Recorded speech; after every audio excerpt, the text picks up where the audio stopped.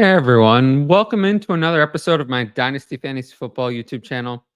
Today we're going to do a little rookie buy sell from round one. And as always, make sure to like, comment, and most importantly, subscribe if you haven't. Let's jump into our first player, Ricky Pearsall. So, as we know, I don't think many people expected Pearsall to be drafted in the first round, but he was. And he went to the San Francisco 49ers at 31st overall. Now, a lot could change. I mean, could they trade Brandon Ayuk? Could they trade Deebo Samuel? It's a lot of what I said about his fantasy fit, Ricky Pearsall here. For now, he's the wide receiver 3 behind Brandon Ayuk and Deebo Samuel. Long term, I love the destination because it's a great offense. We have Kyle Shanahan. We know that that's great. But for now, he's behind those two guys. I have a feeling by the end of tonight, he may not be. So in rookie drafts, I have him probably slotted in between the 202 and 204. First round draft capital, I give that respect. He doesn't have the worst profile. It's not my favorite. He is significantly older. He turns 24 in September. So I have him wide receiver 36 in my Dynasty overall ranks.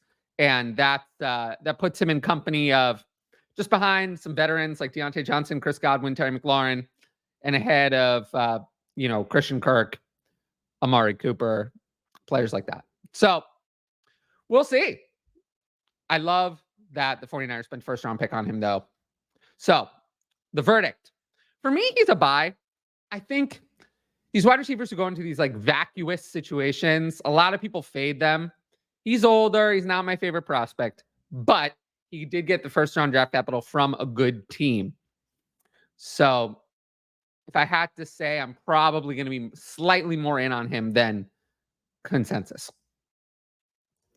Now we're going to move into Bo Nix. So Bo Nix, I waffled on this one. I said he would be drafted 12th overall. Then I said he wouldn't be drafted 12th overall. Then he would. Then he wouldn't. Eventually, he ended up being drafted 12th overall by the Broncos. So that is what happened. Now, let's be honest with ourselves. This is a rough landing spot.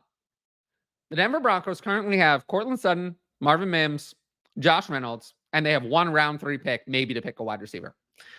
They've been linked to trading Courtland Sutton away. It's a bad team. I don't think if you're going to rely on Bo Nix to be a year one fantasy asset to actually play at quarterback, I don't know about that. But I do think that he was drafted 12th overall, not 27th, not 38th, 12th. So that probably means that when you're in that kind of range, you get at least 2 years to prove yourself. And I do think he's going to start day one. What is the benefit of starting Jarrett Stidham or Zach Wilson? There is none. So for those reasons, I have Bo Nix valued at the 111 for now in Superflex rookie drafts, ahead of Michael Penix and Ricky Pearsall, but behind Xavier Worthy and Brian Thomas, who we'll talk about in a second.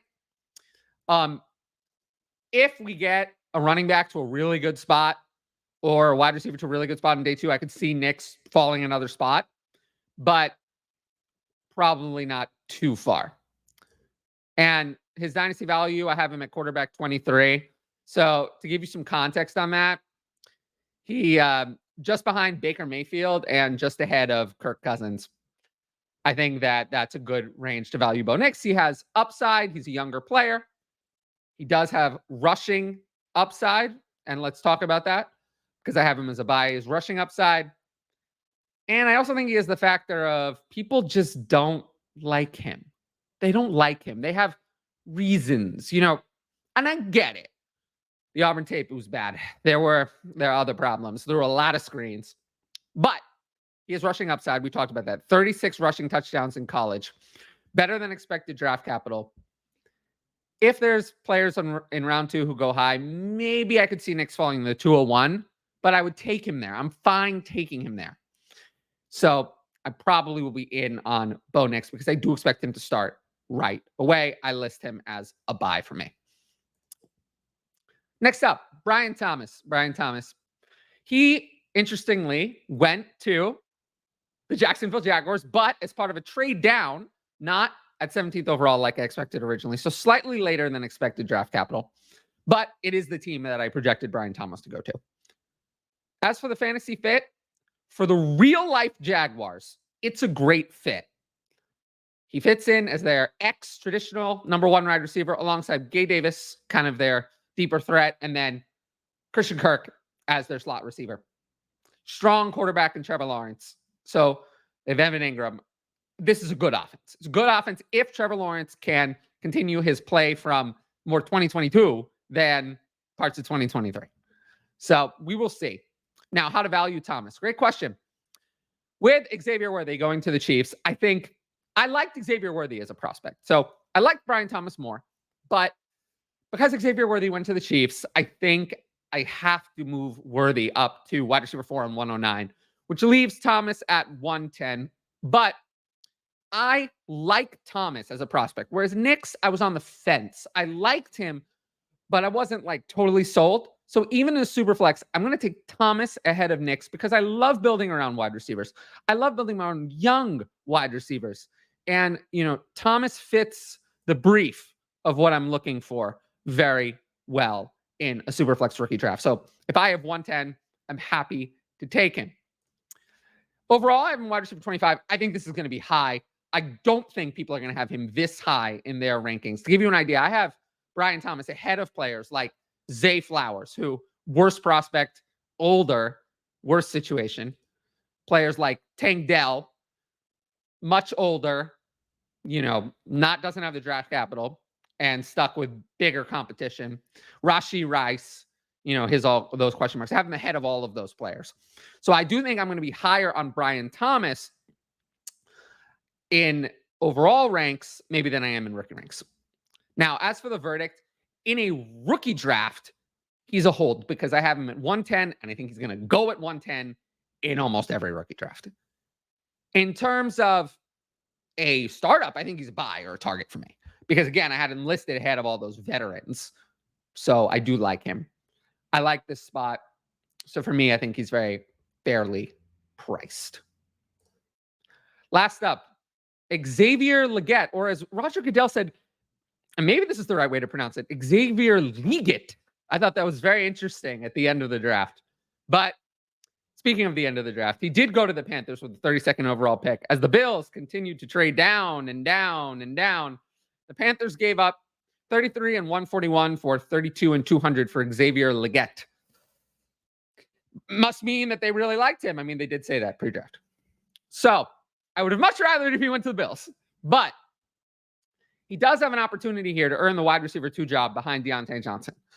There are some wide receivers, if they were taken to, the Carolina, if they had traded up for Xavier Worthy, I might say that player could compete with Diontae Johnson for the wide receiver 1 role.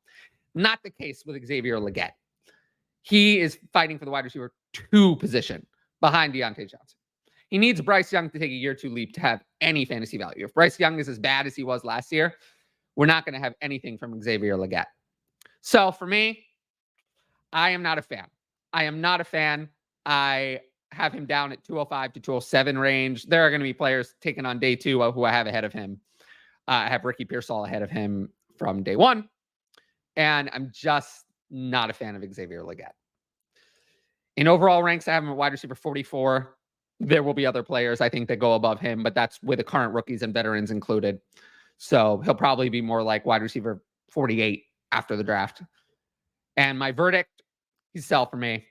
I just despise his profile. I mean, no production until year 5. Yes, I know there are reasons. I know. And I'm very proud of him for his journey to the NFL. But the track record of this type of player succeeding, it just doesn't exist. It doesn't exist. It really doesn't ever happen. So the Panthers' track record, we saw David Tepper hitting people in the diner, is horrific as well. Bryce Young is unproven. They could still add another wide receiver. They have the 39th pick. And I think, they still have Adam Thielen, but I think Jonathan Mingo, but they could add another wide receiver. They might not be done. So I almost never fade first round draft capital. And I'm not going to dismiss Xavier Legette in that, I still have him ranked ahead of players like Jerry Jeudy, Josh Downs, Quentin Johnston, Jameson Williams, players who've already had a chance in the NFL and didn't do well. But yeah, I'm not in on him. So I think he would classify as a sell for me. Now, if you like the video so far, make sure to like, comment, and subscribe to the channel. Now, if you want my rookie ranks, they will be available on my Patreon at patreon.com/fantasyadvice. It's the only place you can get them. You can get them also at the Buy Me a Coffee page or the Venmo offer that I do on Twitter. You can get them there, but they will not be posted on Twitter for free. And I don't think I'm going to do a rookie rankings video on here, at least not the whole thing. So if you want the full ranks, they're only on Patreon. And also, patrons get to ask advanced questions for the YouTube, and we'll get into those. I have 3 of them here. But let's hop into it. What is the pick to draft J.J. McCarthy worth now in 12-team Superflex? So right now, I have McCarthy at 37th overall in my Superflex rankings. That's quarterback 19. So if that's the price in a startup, the 401 in a startup, he'll cost at least a 25 first and a 25 second in absolute minimum. Would I pay that? Maybe, if I really need a quarterback. Would I pay 225 first? Absolutely not. So that's where I'm at with J.J. McCarthy. Which rookie pick would you trade for random 25 first now? So if I'm looking at the rookie picks, I have Xavier Worthy at 109, Brian Thomas at 110, Bo Nix at 111. Would I trade Xavier Worthy? Because I think the top 8 is a no. Would I trade Xavier Worthy for a random 25 first? I really like Xavier Worthy. I really like him on the Chiefs. I feel like that could look really dumb really fast if I gave him away for a 25 first. So I would lean no. 110 or later, I'm fine with it. Like Bo Nix is fine. Brian Thomas is fine. I like him. He went a little bit later in the draft than I thought he would. So I'm okay doing it. But I think you can get a plus with Brian Thomas for a 25 first, or at least try. But yeah, I mean, anything, 111 or later, absolutely, I would trade for a 25 first. Potential day 2 landing spots that could have day 1 impact. So that would be either a team that already took a wide receiver taking another wide receiver. That's not likely for Rome Odunze. The Bears are finished at wide receiver. For Xavier Worthy, I think the Chiefs also probably finished, at least on day 2 at wide receiver. And then the same with Brian Thomas. They have all their wide receivers. The Giants, maybe, but probably not. The Cardinals might take another wide receiver, but that wouldn't affect Marvin Harrison Jr. So the big possibilities are to help the quarterback. So the Commanders, Jaden Daniels, they have Terry McLaurin at wide receiver 1, John Dotson at wide receiver 2, and really no wide receiver 3. That's not good enough. They will not leave day 2 without a wide receiver. I think they could take a wide receiver and a tight end. They've been linked to Jatavion Sanders a lot. But I think they'll take at least 1, if not 2, receiving weapons, probably a wide receiver and a tight end. Of course, Brandon Ayuk or Deebo Samuel could be traded somewhere. That would definitely have an effect on whatever team they go to. The Patriots will get Drake May, a weapon, at 34. That's basically a lock. I don't know who it's going to be, but it's going to be somebody. And then the Panthers could take another wide receiver at 39. Probably not, but it's a possibility. Other than that, though, I don't think anything's going to affect the day 1 players. Now, if you like the video, make sure to like, comment, and most importantly, subscribe to the channel and hit that notifications bell so you can be notified about my future content on the channel, because there's so much coming out this week. Now, as always, you can sign up for Patreon up there, patreon.com/fantasyadvice, where you can get the best advice that I have to offer and all of that. And once again, I want to thank everyone for watching, and I'll see you all later. Peace out.